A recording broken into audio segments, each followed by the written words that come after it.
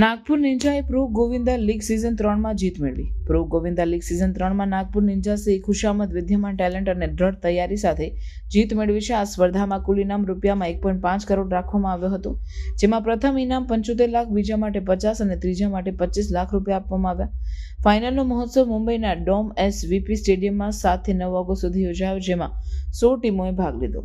League ambassador તરીકે આંતરરાષ્ટ્રીય cricket ખેલાડી અને એનિમેટર ક્રિસ ગેઇલને નામું કરવામાં આવ્યો, જેમણે આ પરંપરાગત રમતને વૈશ્વિક સ્તરે પ્રસ્તુત કરવાની મજબૂત તક આપી. તેમણે કહ્યું કે આ લીગ માત્ર રમત નથી, પણ તે પરંપરા અને સમાજની સહમતિનું પ્રતિનિધિત્વ કરે છે. તેમણે આ લીગને વધારવા બદલ શ્રેય આપ્યું અને ખેલાડીઓ અને સંચાલકો માટે પ્રોત્સાહન પૂરું પાડ્યું. પ્રો ગોવિંદા લીગ સિઝન 3 સ્ટ્રક્ચરિંગ, કડક તાલીમ અને નવા આસ્થા સાથે એક વ્યાવસાયિક સ્પોર્ટ લીગ તરીકે આગળ વધ્યો છે.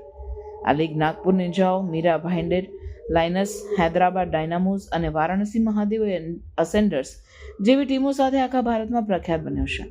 આ વર્ષે પહેલીવાર ટીમોનો પ્રાદેશિક સમાવેશ નહીં, પણ સમગ્ર દેશના શહેરોની ઓળખ સાથે ટીમોના નામ આપવામાં આવ્યા હતા, જેથી સ્પર્ધાને રાષ્ટ્રીય સ્તર પર લઈ જઈ શકાય.